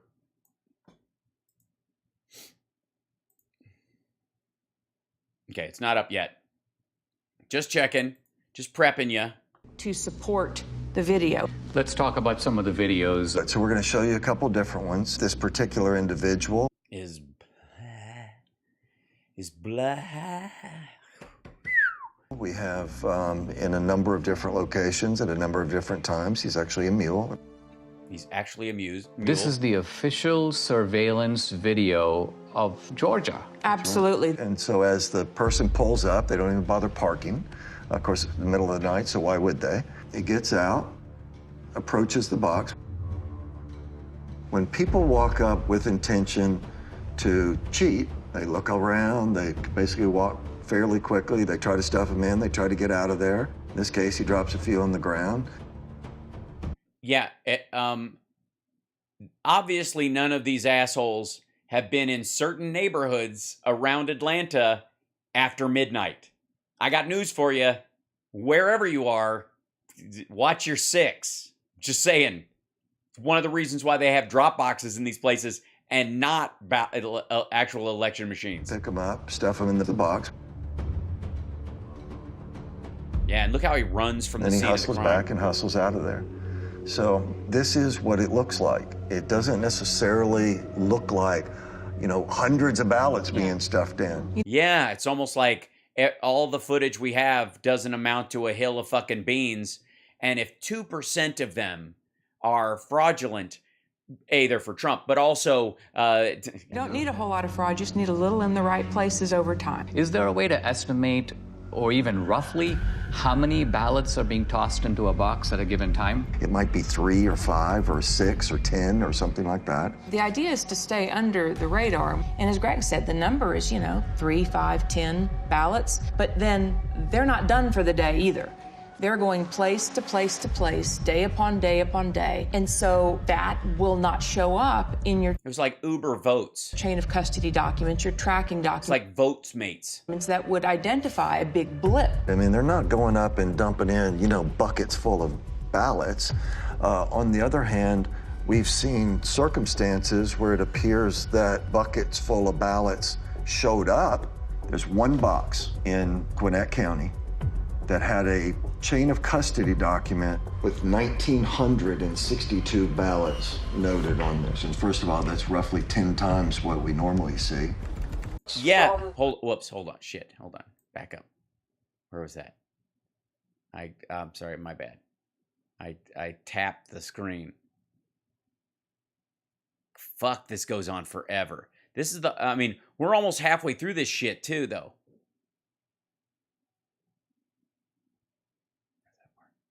Yeah, that guy. Okay, there you go. We got to him.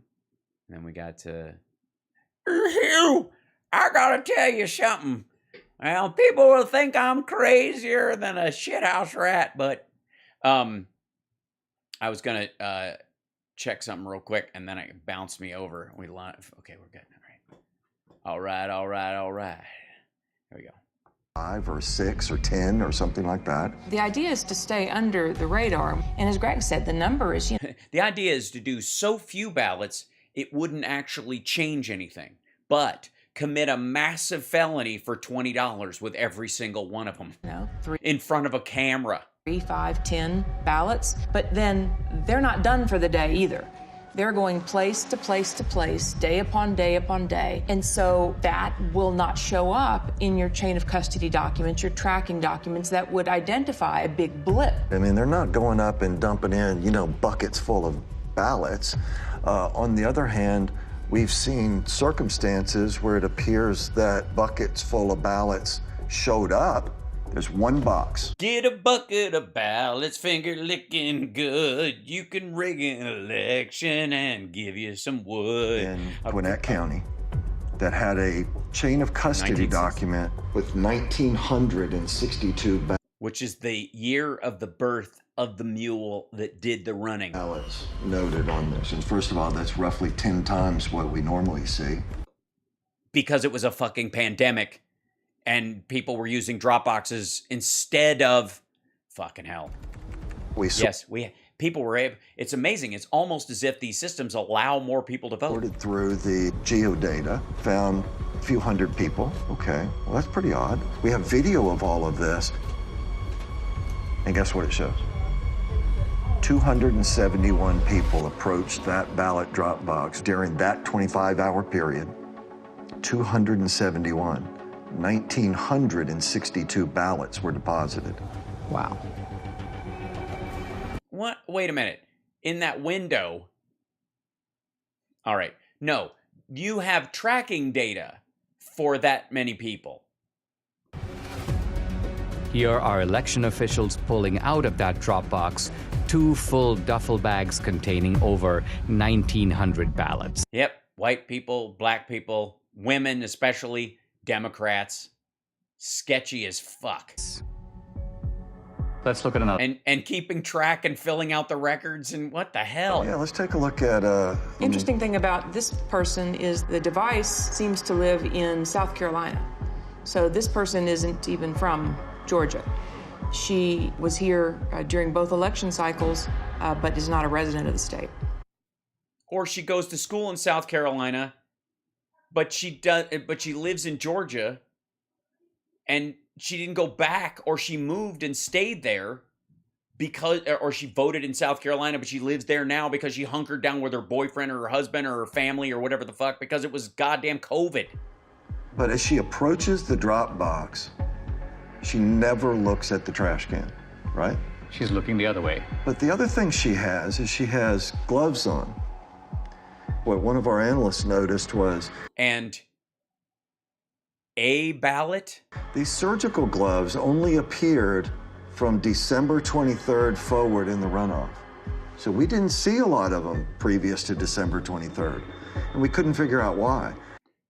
I'm gonna go with a spike in infections in the Atlanta area, and what you want to go find some stories where they were saying that it could live on a fucking banister or on metal. And then it just dawned on us. Well, on December 22nd, there was an indictment handed down in Arizona for people that had stuffed ballots, and the way the FBI nailed them. Oh, hold on. Let's see some ties here. Sorry, Arizona. December 29, indictment, voter fraud. Arizona admits guilty of ballot collection scheme. Here we go. Here you go. An Arizona woman accused of illegally collecting early ballots in the 2020 primary election pleaded guilty Thursday in an agreement with state prosecutors that saw more serious forgery and conspiracy charges dismissed and limited any potential for a lengthy prison sentence. Guillermina Fuentes, 66, could get probation for running what Arizona Attorney General's office has said was a sophisticated operation using her status as a well-known Democratic operative in the border city of San Luis to persuade voters to let her gather and in some cases fill out their ballots. Prosecutors were, so the system worked and they busted her. Good. Prosecutors were apparently unable to prove the most serious charges, dropping 3 felony counts against Fuentes alleging that Fuentes filled out one voter's ballot and forged signatures on some of the 4 ballots she illegally returned for people who are not family members. Republicans have rallied on the possibility of widespread voter fraud in the 2020 election. Pointed to the charge against Fuentes as part of a broader pattern in battleground states, but there's no sign her illegal ballot collection went beyond the small town politics Fuentes was involved in. Here we go. Fuentes and a second woman were indicted in December 2020 on one count of ballot use, a practice commonly known as ballot harvesting that was made illegal under a 2016 law. The conspiracy, forgery, and additional ballot abuse charge against Fuentes were added last October.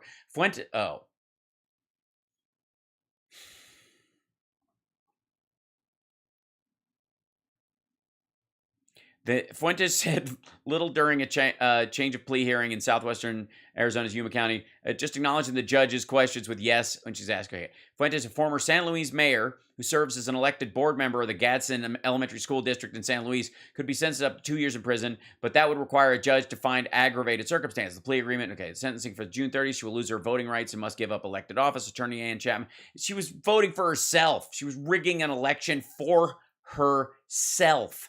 Attorney Ann Chapman said in an email Thursday that she had no comment on the charges, but she slammed Arizona's ballot collection law, saying it impedes minority voters who have historically relied on others to help them vote. She said this prosecution shows that the law is part of an ongoing anti-democratic statewide, blah, blah, blah. Attorney General's investigation records obtained by the Associated Press through a public records request show that fewer than a dozen ballots could be linked to Fuentes.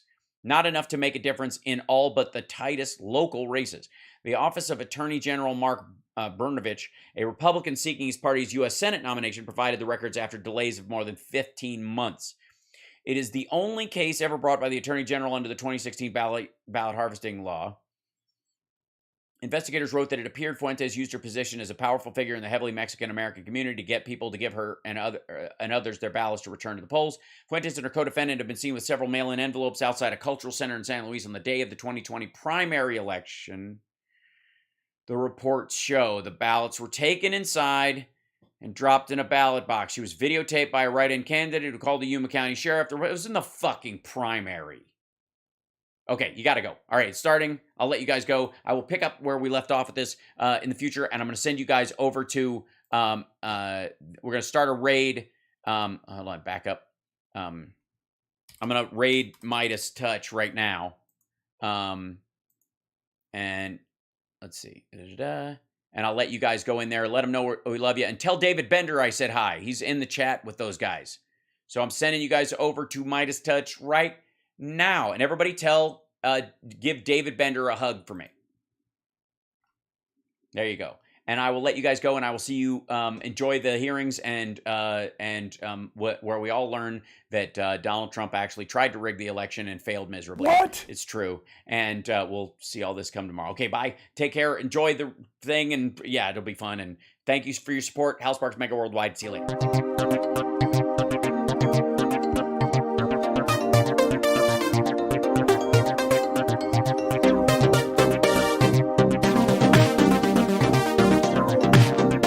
Electoral system and country. I'm Benny Thompson, chairman of the January 6, 2021 committee.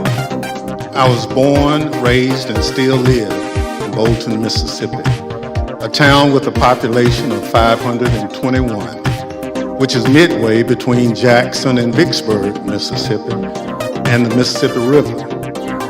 I'm from a part of the country where people justify the actions of slavery, Ku Klux Klan, and lynching. I'm reminded of that dark history as I hear voices today try and justify the actions of the insurrectionists on January 6, 2021. Over the next few weeks, hopefully you will get to know the other members, my colleagues up here, and me. We represent a diversity of communities from all over the United States, rural areas and cities, East Coast, West Coast, and the Heartland. All of us have one thing in common. We swore the same oath. That same oath that all members of Congress take upon taking office and afterwards every 2 years if they are reelected.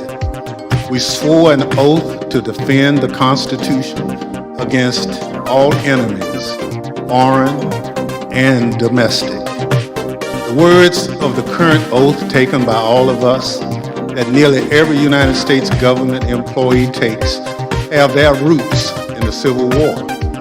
Throughout our history, the United States has fought against foreign enemies to preserve our democracy, electoral system, and country. When the United States Capitol was stormed and burned in 1814, foreign enemies were responsible.